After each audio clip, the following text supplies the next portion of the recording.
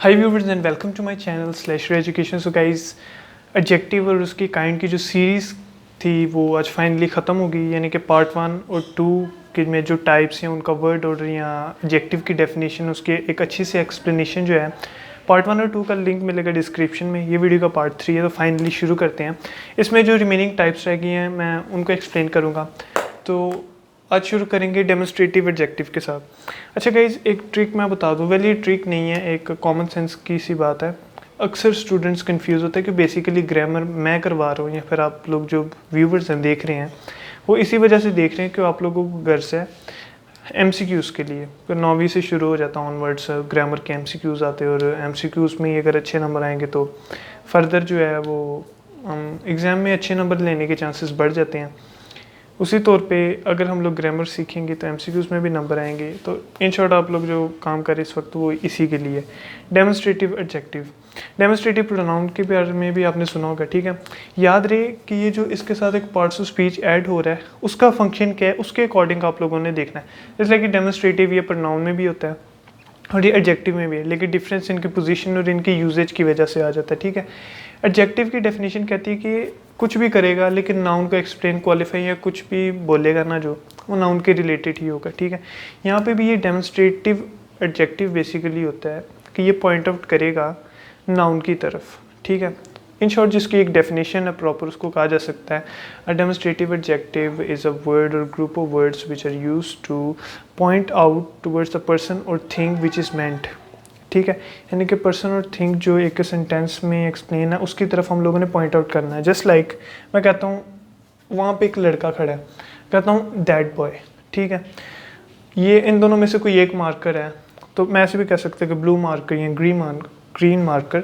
लेकिन मैं अगर कहता हूँ सपोज पॉइंट आउट करके अगर कहता हूँ दिस मार्कर, ठीक है, अगर ये थोड़ा दूर पड़ा है दैट मार्कर, ठीक है। अगर वहाँ पे स्टूडेंट्स का ग्रुप खड़ा है तो मैं कह सकता दो स्टूडेंट्स, अगर पास है मेरे तो दी स्टूडेंट्स। इन शॉर्ट में ये जो चार लफ्ज़ यूज़ किए हैं, दिस, दैट, दोस, दीज, ये चार words as a demonstrative adjective use होंगे, ठीक है। ये सेम वर्ड्स जो हैं वो डेमोन्स्ट्रेटिव प्रोनाउन के तौर पे भी यूज़ होते हैं, लेकिन इनका डिफरेंस जो है ना वो इनका असल में एक्सप्लेन करता है। जस्ट लाइक मैं कहता हूँ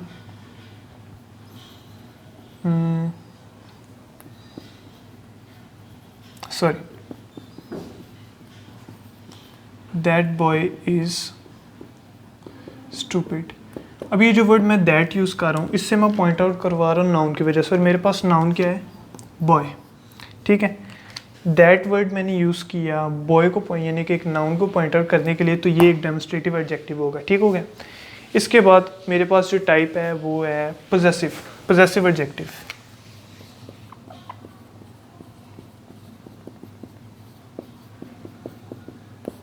एडी मैंने यूज़ किया एडजेक्टिव को रिप्रेजेंट करने के लिए। पोजेसिवनेस इसको इस तरह से कहा जाता है कि जब हम लोग किसी एक चीज़ को अपनी प्रॉपर्टी समझते हैं ना, समझते हैं या फिर वो सेंटेंस पे डिपेंड करता है, ठीक है। लेकिन एक चीज़ जब किसी की प्रॉपर्टी बन जाती है तो वो उसके लिए उसका पोजेशन शो करना, इन शॉर्ट ये मार्कर है ना, ये मेरी प्रॉपर्टी है, ठीक है। तो इसका मतलब ये मेरी चीज़ हुई, ठीक है। इसको मैं कह सकता हूँ कि माई मार्कर, ठीक है। ये जो वर्ड माई है या फिर ऐसे वर्ड्स जो किसी चीज़ को रिलेट करें नाउन के साथ, वो होंगे हमारे पास पोजेसिव एडजेक्टिव। इसमें कुछ वर्ड्स यूज़ होते हैं जो मैं लिख देता हूँ, just like my, his, her, their और your and may be others, मतलब और भी हो सकते हैं, ठीक है। मैंने क्या कहा, माई, हिज, हर, देयर और योर एट्सेट्रा। माई की एग्जांपल अगर ले तो मैं कहता हूँ दिस इज़ माई मार्कर, ये मेरा मार्कर है। इसमें जो वर्ड माई है वो मैं यूज़ करूँ एज ए पोजेसिव एडजेक्टिव। क्यों इसको मैंने पोजेसिव एडजेक्टिव कहा, क्योंकि इसको मैं एक मलकियत शो करने के लिए कह रहा हूँ कि ये जो मार्कर है ये मेरा है, ठीक है, ये किसी और का नहीं, ये मेरा है। अगर मैं कहता हूँ कि ये सामने वाले का, चलो वो लड़का और लड़की, मुझे गर्ज नहीं है, हिज, हर, मैं कहता हूँ दिस इज़ हर मार्कर, ठीक है, दिस इज़ हिज मार्कर, वगैरह वगैरह। अगर कुछ ज़्यादा चीज़ है, मतलब आगे फिर और योर, इनको इस तरह से सेंटेंसेस में यूज़ किया जा सकता है। पॉइंट बेसिकली ये है, याद रहे मैं फिर बता दूं कि हमारे पास जो एक पार्ट्स ऑफ स्पीच है वो नहीं बदलेगी। अगर एडजेक्टिव है तो इसका मतलब कि वो कुछ भी करेगा, बेशक जो मर्जी इसकी काइंड आ जाए, रिलेट करेगा वो नाउन के साथ ही, ठीक है। तो इस सेंटेंस के अकॉर्डिंग इसने रिलेट किया मार्कर के साथ, ठीक है। तो माई शो करेगा मलकियत को, तो ये जो वर्ड माई है ये एज पॉजेसिव एडजेक्टिव यूज़ होगा, ठीक है। इसके बाद आगे जो दो काइंड्स हैं बहुत ईजी हैं।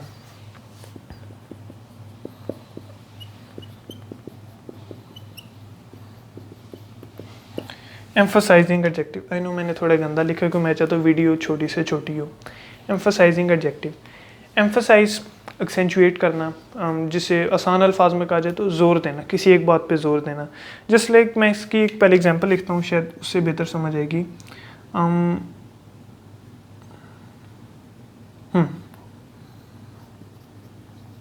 Sorry, the father punished his son, ये एग्जाम्पल, इसमें मैं कह रहा हूँ कि बाप ने अपने बच्चे को सज़ा दी, ठीक है। अब इसको मैं थोड़ा ना सेंटेंस चाहता हूँ स्ट्रॉन्ग सा हो, मतलब कि मैं सुनाऊँ तो सामने वाला हिल जाए, ठीक है। इसमें मैं क्या करता हूँ, बस एक चीज़ ऐड कर देता हूँ, इसमें मैं लिख देता हूँ ऑन, ठीक है। The father punished his own son, उसने अपने बेटे को ही सज़ा दी, ठीक है। बोलने में भी, और अगर आप लोग इंग्लिश मूवीज़ वगैरह देखते हैं तो ऐसे सेंटेंस होते हैं बड़े स्ट्रॉन्ग से फील होते हैं, जो बोलने वाला होता है वो भी एक बड़े अलग अंदाज से कहता है। इन शॉर्ट, एम्फसाइजिंग एडजेक्टिव में मैं इजी करके अगर बताऊं तो एम्फसाइजिंग एडजेक्टिव में हमारे पास सिर्फ दो वर्ड्स होते हैं, ऑन एंड वेरी। ये दो वर्ड्स जो है ना ये एम्फसाइजिंग एडजेक्टिव्स होते हैं। अगर एक सिंपल याद रखना है तो आप लोग ये भी कह सकते हैं कि ऑन और वेरी सेंटेंस में जहाँ पे भी यूज़ हो रहा है, ठीक है। और अगर वो नाउन के साथ रिलेट कर रहा है तो ठीक है, ये एक एम्फसाइजिंग एडजेक्टिव है, ऑप्शन टिक, ठीक है। एक वेरी की एग्जांपल भी बता देता है, जस्ट लाइक आप लोगों ने अक्सर देखा होगा, टीचर्स आते हैं तो ऐसे भी कह सकते हैं कि this is our today's lesson, या this is our today's topic, या this is our first topic. तो वो समटाइम्स कहते हैं this is our very first topic, ठीक है। ऑनलाइन क्लासेस में भी आप लोग सुनते होंगे वगैरह वगैरह। तो ये जो वर्ड वेरी इस तरह से भी यूज़ हो सकता है, ठीक है। अब इसने रिलेट कैसे किया, ऑन सन, ठीक है। ऑन इसको डायरेक्ट रिलेशन दे रहा है नाउन के साथ, और नाउन के हमारे पास यहाँ पे सन है, ठीक है। तो इसकी लास्ट काइंड रह गई है, अभी उस पर फोकस कर रहे हैं। लास्ट काइंड है एक्सक्लेमेटरी एडजेक्टिव की।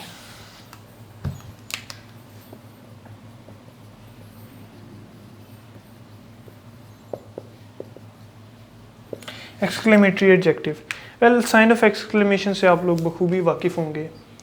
ये रहा साइन ऑफ एक्सक्लेमेशन। इंटरजेक्शन, जब आप पार्ट्स ऑफ स्पीच पढ़ते हैं छोटी क्लासेस में, तो उसमें जो इंटरजेक्शन है उसमें हम लोग क्या कहते हैं कि स्ट्रॉन्ग फीलिंग्स को एक्सप्रेस करना, ठीक है। जस्ट लाइक कुछ वर्ड्स हैं हुरा, अलास वगैरह वगैरह। तो उसके बाद हम लोग डायरेक्ट बात जो है ना ये लगा देते हैं साइन ऑफ एक्सक्लेमेशन, ठीक है। यानी कि एक सडन सी फीलिंग शो करना। अगर आसान अल्फाज में मैं बताऊँ तो एक्सक्लेमेटरी एडजेक्टिव में सिर्फ एक वर्ड हमारे पास होता है, वो वर्ड है वट, ठीक है। ये जो वर्ड वट है ही एज एक्सक्लेमेटरी एडजेक्टिव यूज़ होगा, ठीक है। और चलिए मैं एक एग्जांपल लिख देता हूँ, just like what a shot, what a shot. Suppose आप लोग क्रिकेट मैच देख रहे हैं तो अक्सर आप लोग कहेंगे कि what a shot he played, तो क्या बात है, बहुत अच्छी शॉट है। जस्ट लाइक प्लानिंग चल रही है तो किसी ने एक आइडिया दे दिया तो समटाइम्स कह देते हैं व्हाट एन आइडिया, ठीक है। साइन ऑफ एक्सक्लेमेशन यूज़ होगा, लेकिन वर्ड के यूज़ पे आप लोगों ने फोकस ज़रूर करना है कि वर्ड एक किस तौर पे यूज़ हो रहा है। वो यूज़ हो रहा है एक्सक्लेमेशन, यानी कि एक सडन फीलिंग, एक स्ट्रॉन्ग फीलिंग है, एक सडन फीलिंग के तो वो ज़्यादा बेहतर है कि एक सडन फीलिंग एक्सप्रेस करने के लिए जो वर्ड वट है वो एक सेंटेंस में यूज़ होगा विद साइन ऑफ एक्सक्लेमेशन। एक सेंटेंस ज़रूरी नहीं है, ये एक सेंटेंस बड़ा भी हो सकता है, अभी उसकी एग्जांपल को मेरे जहन में नहीं आ रही, लेकिन अगर ऐसे छोटा भी है तो कोई मसला नहीं, ये भी ठीक होगा। इसके अलावा मैंने इंट्रोगेटिव एडजेक्टिव को एक्सप्लेन नहीं किया वीडियोस में, वो बिल्कुल सिंपल ही है।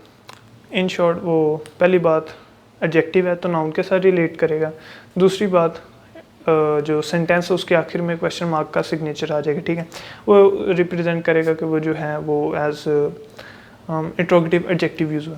तो गाइस आज फाइनली हमारी जो एडजेक्टिव की सीरीज़ थी ख़त्म होगी। डिस्क्रिप्शन में आप लोगों को पार्ट 1 और पार्ट 2 का लिंक मिल जाएगा, तो जाके देख लीजिए। Thank you.